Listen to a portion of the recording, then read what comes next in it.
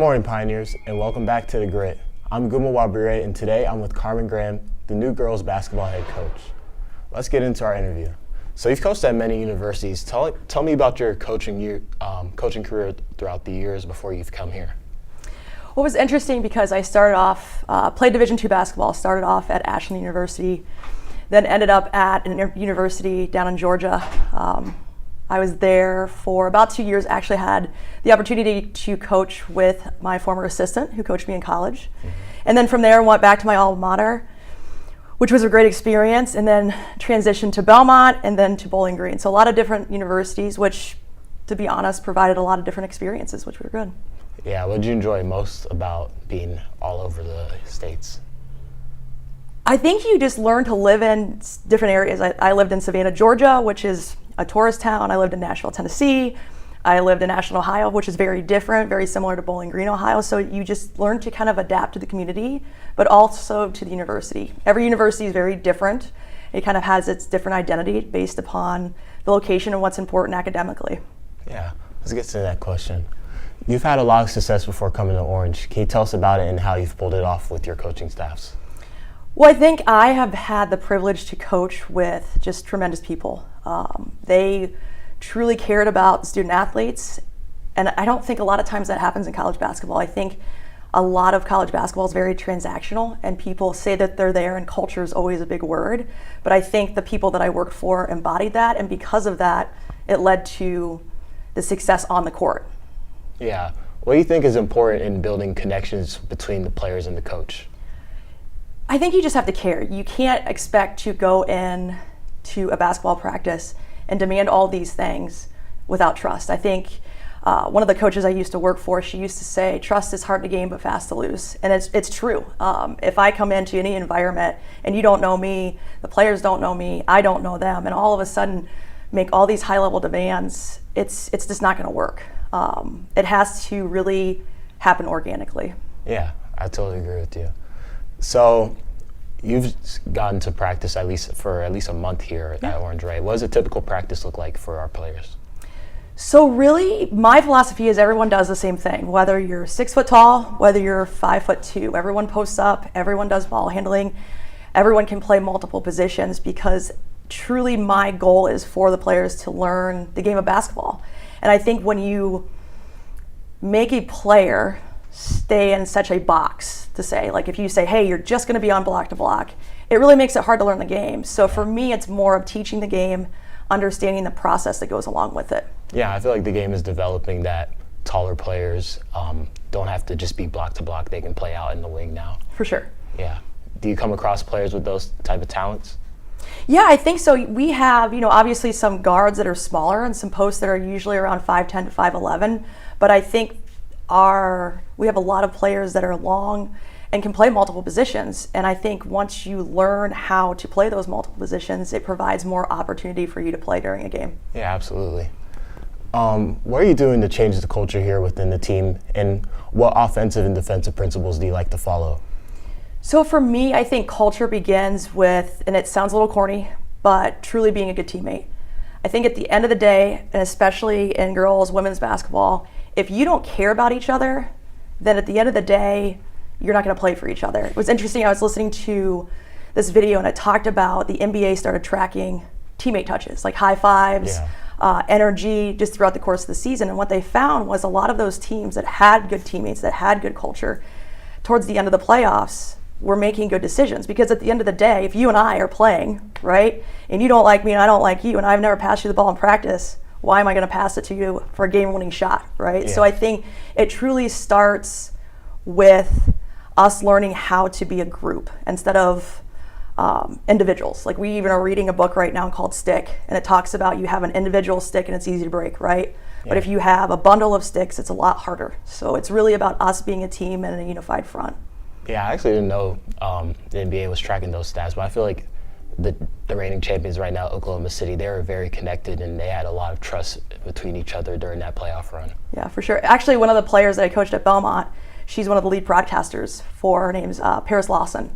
And she even commented on that because I want to set up a Zoom call with our team, best teammate I've probably ever coached, kid that had chronic injuries, ACLs, And she was there every step of the way during like our championship run at Belmont. Yeah, it's really nice. What was it like working with current Big Ten Dawn Plitt-Zwight? It's hard. Trust me, when I started working with her, I was like, okay, it's Pien and Paul, Littzuwiet. So it's funny because everyone used to, so she goes by Coach P. I think she, for me, when I first met her, she was at the University of Michigan as an associate head coach. She then was able to get the head coaching job at Northern Kentucky and asked me to stay. I had already been there previous year coaching under my college coach. She was such a attention to detail. Think about this one decision and how it impacts everybody, how it impacts the community, how it impacts the school, the players, the staff. And she was very intentional. And sometimes, I'm not gonna lie, we almost over-talked a lot of the decisions. But as an assistant, she has a tremendous mind for the game. And for me, she was someone that started off at Division II, won a national championship at Division II, and now was able to go to West Virginia, make an impact, and now making an impact in Minnesota, which is where she's from. Wow, yeah. Can you tell us about your journey as a collegiate athlete, and what was it like coaching at your alma mater and returning back to your school? Sure, so great experience. For me, it was an opportunity I could have, Northern Kentucky now is Division I. At the time, they were Division II. I could have gone to a low Division I and probably sat the bench and never really played. So I was able to go to Division II. Didn't play a lot my freshman year, but sophomore, junior year had a lot of just availability to be a good leader. I had great teammates. They were my best friends. 4 of them were actually at my wedding a couple years ago. I don't know if there was a single person other than my sister-in-laws that weren't affiliated with basketball, which is why I appreciate the relationships. But it was a great experience, and I think this is the reason why. I came off my junior year as a Division II All-American, had a lot of perspective to go into my senior year to be able to win a national championship. 2 days before our first game, I fractured the head of my femur behind my knee and came back too early, should have sat out longer, really wanted to be there for my teammates. But at that time, what I didn't realize was being there for my teammates was actually probably sitting out versus telling the trainers I was fine. Yeah. So coming from all of a sudden being an All-American to then all of a sudden sitting the bench essentially provided me a different lens to see the game. I saw it more as a coach and to encourage my teammates and help them along the way, because physically I couldn't do anything anymore. It was a lingering injury the entire year. And so it also gave me the perspective. People are like, oh, well, you're really good. I'm like, well, yeah, I was, but I also understand what it's like to not play. And it's hard. It's hard to be a good teammate when essentially you feel like you're not able to contribute. So it was a great learning experience, and I think a lot of it is the reason why I started coaching. Yeah. And then as far as coaching at my alma mater, it's just a different level of importance, right?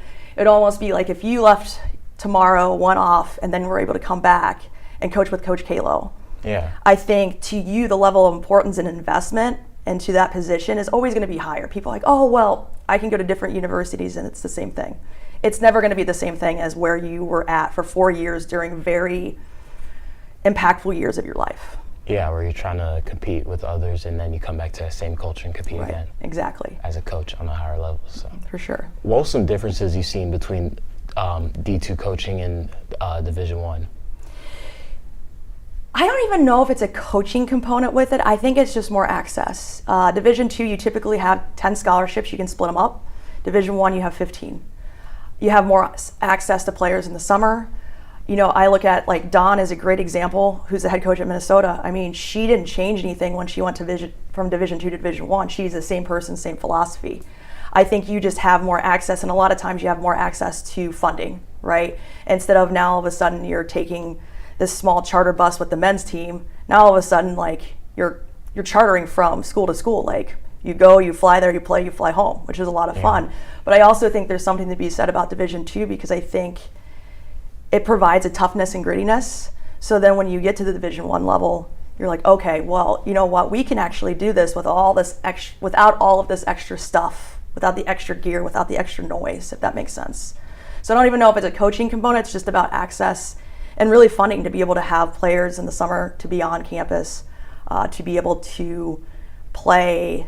Typically in Division II, you play in a region just because you don't have the travel funds in order to move across the country where, you look at Ohio State, they're in the same conference as UCLA. Well, they're able to be because they can fly back and forth, right? Yeah. You typically wouldn't find that in Division II unless you got to the end of like a national championship run. Yeah, I feel like divisions are more dispersed by the state, and sometimes maybe just subordinating states. Yeah. What got you interested in coaching high school, and what's something you've picked up from each of your coaching jobs over the years? I think high school for me is more, it's just, I guess I should back up. I think college has turned into such a business with the NIL. It's now all of a sudden you are no longer the college coach. You are the person that is essentially controlling the NIL dollars, or how much money can we raise to get this kid. Everything is more such a professional scope now. And where high school, I think it still has that purity, where it is about teaching young people to grow and develop. And you look at the end of the day, maybe 1% I think in girls high school basketball will continue on to play at any division, whether it's Division I, Division II, Division III, NAIA, or JUCO. And so that's a very low number. And so for me, it's about, I had great coaches that provided so many different opportunities from an academic standpoint to relationships, friendships, and mentors, the people that I still have in my life, including like my college coach. She ended up reading at my husband and I's wedding a couple years back. And so for me, that is what it's about. It's about the relationship piece. And I think you're able to do that still at the high school level, where it's much harder now to do it at the college level. Yeah. And then, what was your second question? Sorry. What's something you've picked up from each coaching job over the years? There's no right way or wrong way to do things. I think each head coach I worked for, they have a different personality and different philosophy, so I try to pick and choose different things that fit into what I believe in and what's important to me and what is important to the program. So it's interesting. I've worked for very charismatic, just high energy, bouncing off the walls, right? Like Don's that kind of person, right? Whereas Bart Brooks at Belmont, he's very reserved, very calculated, but you also can see he's very intentional about his thought process. So one way isn't better than the other. It's just, I think it's also based upon you recruit to your players' personalities and their skill set, because so much of college is recruiting, where high school, it's like a 180 flip, right? You have these players, and now you have to figure out what offense, defense you should run in order to put them in the best opportunity versus recruiting people towards what you want to do, if that makes sense. Yeah, I see what you mean. How has your ideology for coaching changed over the years? I think when I was in my late 20s, early 30s, it was something where if, let's say that you were a player and you didn't want to run through a brick wall. I was raised very blue collar. That is my personality, grit, grind, not always the best, most athletic person in the gym. So if you didn't fit into that, I was just like, nope, see ya.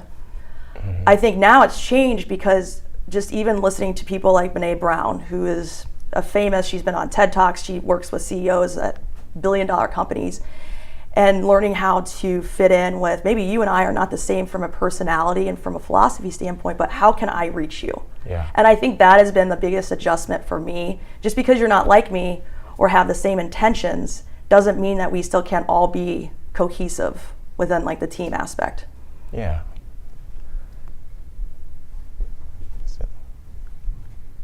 Thanks for coming today, Coach. That's all for today, Pioneers. Make sure to tune in on Friday for The Grit, hosted by Justice Colvin and Alex Ranft.